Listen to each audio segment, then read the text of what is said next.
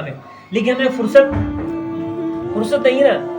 ہمیں ہر کام کی فرصت ہے، لیکن کچھ لمحہ، کچھ گھنٹے، کچھ منٹ، کچھ ساعت نکال کے ہمیں اتنی فرصت نہیں کہ ہم کسی بھی اہل علم کے پاس بیٹھ کر کے کچھ دین سیکھیں.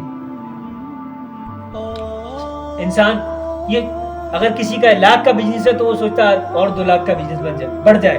ہر آدمی ہر فیلڈ میں ترقی چاہتا ہے نا، لیکن ایک ایسی فیلڈ ہے جس میں آدمی ترقی نہیں چاہتا. حالانکہ ترقی اس کو چاہے کیا طلب ہونی چاہیے کہ میں کچھ دین سیکھوں، روز کچھ نہ کچھ نیا سیکھوں میں اپنے دین کا. اتنی کسی کو طلب، کسی کو جستجو نہیں ہے. یہ کس کی کمی ہے؟ یہ بھائی بزنس میں اگر نقصان ہے، بزنس اچھا نہیں چل رہا تو کون اس کے لیے محنت کرے گا دن اور رات؟ میں کروں گا نا. میرے بزنس کی آپ تو محنت نہیں کریں گے نا، مجھے کرنی پڑے گی. تو میں دین سیکھنے کے لیے، میرے دین سیکھنے کے لیے آپ کو محنت کیسے کرنی پڑے گی؟ مجھے محنت کرنی پڑے گی نا. تو ہر ایک انسان کو اپنے خود کوشش کرنی چاہیے کہ میں کچھ نہ کچھ دین سیکھوں تاکہ حقیقی دین کو پہچان کر اس پر عمل کروں. ورنہ ایمان تو لے آئے گا انسان، لیکن ایمان کے تقاضوں کو پورا کرنا ضروری ہے. ایمان تو لے کے بیٹھ سکتا آدمی، لیکن ایمان کے تقاضوں کو پورا ضروری کرنا. وہ کیا ہے؟ وہ ہم نے بتایا کہ حقوق اللہ ہے، کچھ حقوق العباد ہے. حقوق اللہ میں تو بتا دیا، نماز ہے، روزہ، زکوٰۃ، حج، جو بھی کچھ اللہ نے مال دیا، صدقات خیرات کرے، زکوٰۃ دے. اور حقوق العباد میں ماں باپ، بھائی بہن، اہل و عیال، پڑوسی، بڑے بزرگ، سب کا حق ایک ادا کرنا ہے.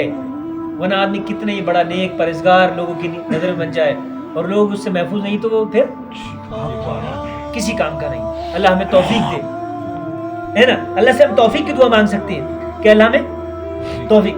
کوئی بھی کام اللہ کی توفیق کے بغیر نہیں ہو سکتا.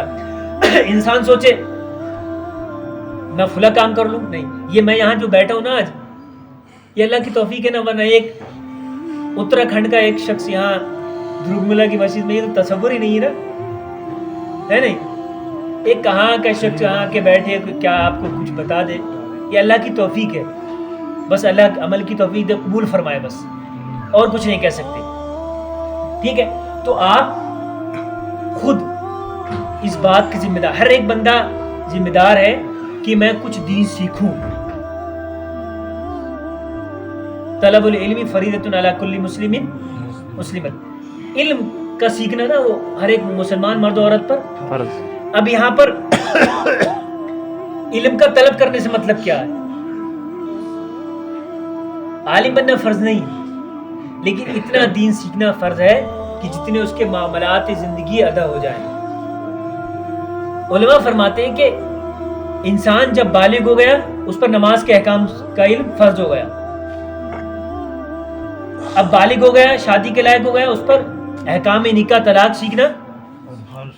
اس کے پاس مال آ گیا، تجارت کر رہا، احکام تجارت سیکھنا فرض ہے. اب بتائیے، ایک انسان ہے مارکیٹ میں تجارت کر رہا، تجارت کے کیا آداب ہیں؟ کس طرح تجارت کی جاتی ہے؟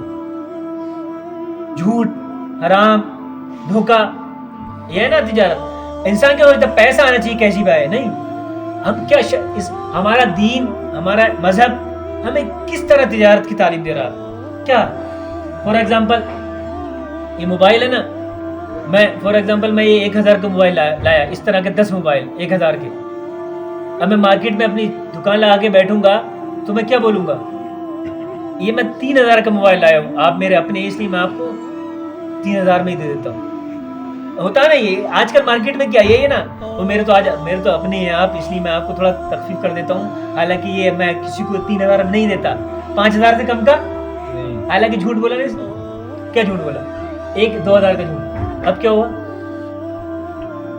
اپنے روزی کی برکت ختم. مطلب یہ نہیں کہ انسان دن میں 1000 کمائے تو اس کا کام چلے گا. مقصد یہ کہ انسان 200 کمائے لیکن حلال ہونا چاہیے، برکت والے ہونا چاہیے. برکت کا مطلب ہم کیا سمجھتے ہیں؟ برکت کا مطلب کہتے ہیں اللہ ہماری روزی میں برکت دے. اس کا مطلب یہ کہ اللہ خوب پیسہ دے. اس کا مطلب ہرگز یہ نہیں کہ خوب پیسہ دے.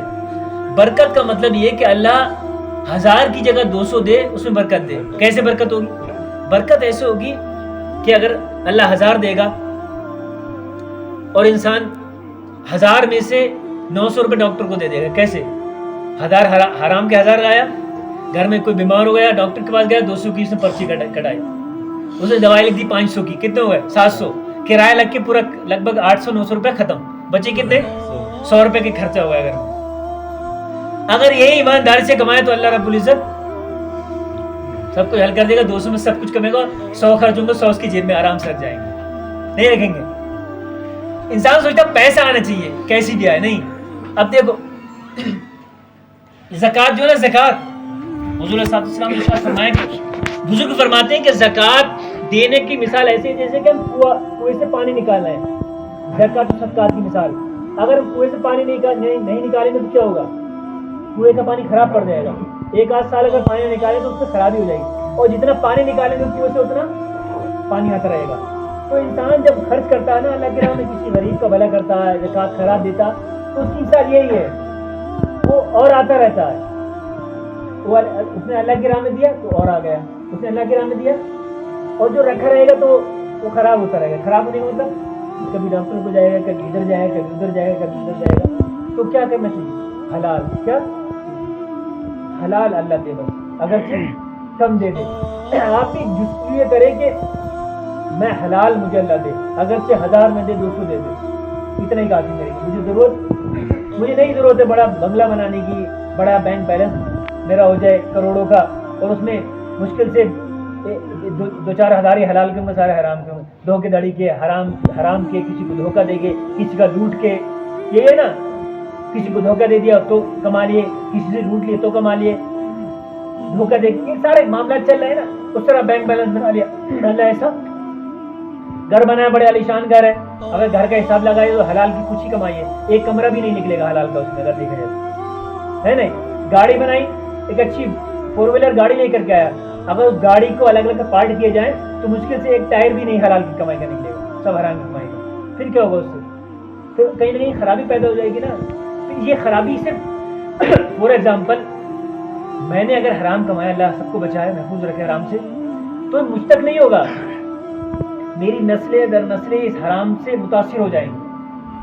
आज हम इंसान क्या कहता है ना कि मेरी औलाद नाफरमान है, मेरी औलाद नाफरमान है, माँ बाप का ख्याल नहीं करती। उसकी अहम वजह पता क्या? उसकी अहम वजह यह भी है कि इंसान ने कहीं ना कहीं उसको क्या किया? हराम का लुकमा खिलाया। वो हराम का लुकमा असर कर रहा, कहीं ना कहीं गर्दिश कर रहा। ये हराम का लुकमा ना उसको खून में गर्दिश करके कुछ ना कुछ असर दिखा रहा है। फिर क्या कर रहा? माँ बाप को मार रहा, माँ बाप को गाली दे रहा, माँ बाप की नाफरमानी कर रहा। फिर कहते हैं वो मेरा बेटा पीर साहब से तावीज़ लो, वो हमारा बच्चा कहना ही नहीं मानता। एक बात ध्यान रखना, पीर साहब का तावीज़ भी कुछ काम नहीं करेगा। जब उसके पेट में हलाल ही नहीं गया तो क्या करेगा पीर साहब का तावीज़? पीर साहब का तावीज़ तब काम करेंगे ना जब उसको हलाल खिलाया जाएगा। पीर साहब के तावीज़ आप डाल ले गले में बेहिसाब और हराम खिलाते रहे डेली तो क्या असर होगा? वो मारेगा माँ बाप को। हाँ, वो माँ बाप को क्यों पिट रहे हैं माँ बाप? अब ये नहीं कह सकते कि सब माँ बाप की गलती है, लेकिन इसमें अक्सर तकरीबन केस यही है कि इंसान कहीं ना कहीं जाने अनजाने में हराम कमा के कहीं से भी लाके धोखाधड़ी करके औलादों को खिला रहा। वो सोचता मेरे बच्चे खा लें अच्छी तरह, अच्छा पहन लें। क्या फायदा ऐसे अच्छा पहनने, अच्छा खाने से यार? नहीं, लोग देखें कि फलां साहब का बच्चा जा रहा है, वो अच्छे ड्रेस लगाए हुए, अच्छा खाता, अच्छे कपड़े पहने हुए। क्या कहना चाहते हैं आप? लोग अच्छा ही, अगर आपको अच्छा कहेंगे तो क्या अच्छा हो जाएगा? लोग किसी के कहने से लोग तारीफ करेंगे तो कोई अच्छा हो जाएगा? क्या फायदा ऐसी तारीफ से यार? हराम का माल कमा के लोग तारीफ करें। अल्लाह बेहतर है कि गरीब रखे, फकीर रखे, और ऐसी फकीरी मौत दे दे, वो बेहतर है ऐसे माल से। तो क्या जरूरत है हमें ऐसे पैसे की? तो खुदारा आप हलाल कमाने की कोशिश करें, अगरचे कम हो, अगरचे आप ज्यादा की तमन्ना ना रखें, अल्लाह उसमें बरकत देगा तो हो जाएगा। और आप ऐसी जब औलादे की तरबियत करेंगे ना हलाल कमाने वाले की, तो हो सकता है जो आपकी तमन्ना हो आपकी औलादें पूरी कर दें, कमा के कर देंगे ना, बिल्कुल अल्लाह करेगा ना इंतजाम। तो आप हराम से बचें खुदा के लिए और हलाल की तरफ रग़बत रखें। अभी कैसे पता लगेगा? जब जिस दीन का पता नहीं है, क्या हदीस, क्या कुरान, क्या शरीयत, तो क्या हलाल क्या हराम, है ना भाई? हराम हलाल की तमीज कौन करेगा? सोने की पहचान कौन करेगा? सोने और उसकी पीतल की दोनों क्या होते हैं? پیلے ہوتے ہیں نا, کون اس کی پہچان کرے گا؟ سونار کرے گا نا. تو اب حرام حلال کی پہچان کب ہوگی؟ حرام حلال کی پہچان جب ہوگی جب کہ انسان شریعت کا علم ہوگا نا, حدیث و قرآن کو جانے کا, تبھی تو اس کو پتہ لگے یہ حرام ہے یہ حلال ہے, ورنہ یہ کہے گا یہ بھی حلال ہے یہ بھی حلال ہے, یہ بھی یہ بھی. حضرت ابوبکر صدیق رضی اللہ تعالیٰ عنہ کو ایک غلام نے دودھ لا کے دے دیا, آپ نے پی لیا. آپ نے, حالانکہ آپ ہر بار پوچھتے تھے کہ یہ کہاں سے لایا, اس بار آپ نے پی لیا دودھ پینے کے بعد پوچھا یہ کہاں سے لایا آپ؟